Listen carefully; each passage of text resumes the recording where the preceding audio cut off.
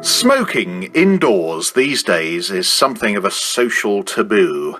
It's been banned from pubs and businesses for several years now, and many smokers these days don't even light up in their own home. So how come a new cigar and pipe smokers shop in Norfolk is allowing their customers to try their wares on the premises? The shop is called C.Gars Limited, and it's opening up this evening near Great Yarmouth.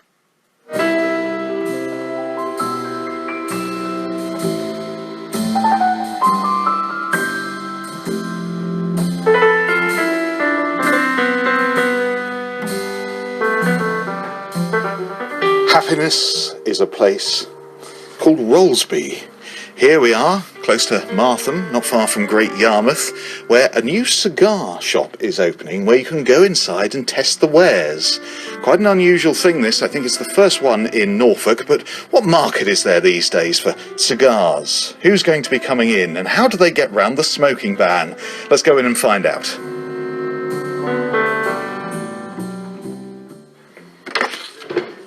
Hello. Hello. Hi, my name's James. Hiya, James. You're the man I'm after? Yes, well, the best person to speak has actually turned up now. Well, we're with Mitchell Orchants now, who is the managing director of C.Gars Limited, and they've come to Norfolk, and here we are in Rollesby, and Mitchell's enjoying a very fat cigar here, in amongst all this tobacco. We've got pipe tobacco and a room full of cigars as well, of very, very fine quality by the looks of things. I can see Monte Cristos, that's a name that will be familiar, Cuban cigars. So Mitchell, why have you decided to come to this part of the world? Well, we've always had a warehouse and offices for our marketing and promotions team here, and we have a click and collect service on our website, and our customers basically demanded us to put in a retail facility and a sampling lounge, so we followed what they wanted and provided it.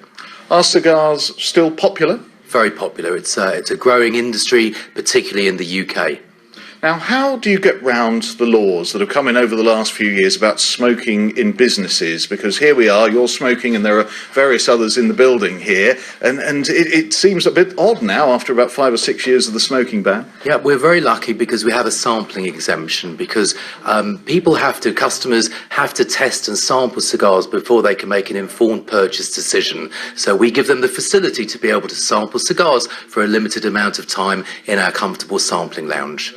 And in terms of all the different makes and blends, there's a bewildering array here, isn't there? Maybe you could show us some. Yeah, with pleasure. I'll show you into the walk-in humidor. We go into this room here. Oh, and there's a very different feel to the temperature in here. Yeah, we keep the temperature at about 18 to 19 centigrade and the humidity level at around 68 to 70% relative humidity. And what you can see is a huge range of Havana cigars, which we consider the finest in the world. But we also have probably the largest selection of what we call New World cigars. Here's a familiar name, the Romeo and Julieta.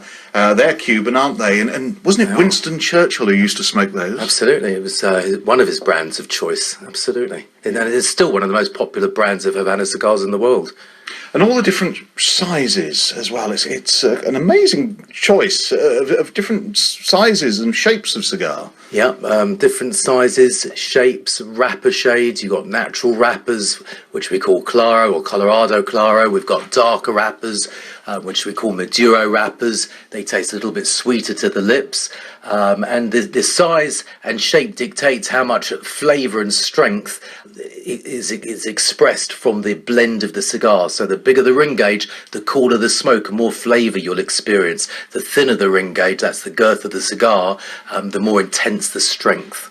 It's not a cheap pastime, though, is it? Of course, the government taxes these items, but these are premium items. Well, they are premium, but we do have a range that starts from about £2 and goes all the way up to about £100 per cigar. Well, show me the most expensive cigar in the room, then. Well, I can show you some expensive cigars. We have the latest limited edition Cohiba cigar, which is called a Robusto Supremo, a limited edition from 2014, and they're around £42 per cigar.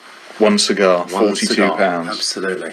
Now, how do you answer people who say you shouldn't be encouraging people to smoke? It's certainly not good for you, and people think, well, it's something that should belong to the past. How do you answer those arguments? We don't encourage cigarette smoking, we do encourage cigar smoking. Cigar smoking is a completely different animal to cigarette smoking because there's no inhalation whatsoever.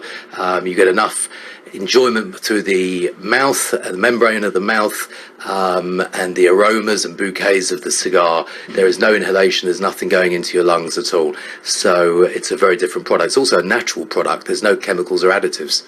Do you want to show me the lounge where people are currently trying out the cigars here in Rollesby? So we'll come out of the specially controlled room there and we'll walk through to this part of the building where there are balloons festooned for the launch here. Just explain where we are now. This is our sampling lounge where we can comfortably fit, about 15 people. They can sit, relax, enjoy a drink, enjoy some jazz music, enjoy some TV, and enjoy a cigar sampling session for around half an hour to 45 minutes. And select which cigars they want to buy by trying. Absolutely. That's the only way cigar smokers are able to decide what they want to smoke, what they want to purchase. They have to be able to sample before they buy. Is it a good business to be in? Do you have to travel the world? I have travelled the world. I continue to travel the world 6 months a year. Is it a good business? Well, I'm enjoying myself, and I've been doing this for 20 years now. Mitchell Orchants, the managing director of a company called C.Gars, and they're opening their shop this evening at Rollesby near Great Yarmouth, a place where you can smoke on the premises, exploiting a loophole in the smoking ban which came into place in 2007.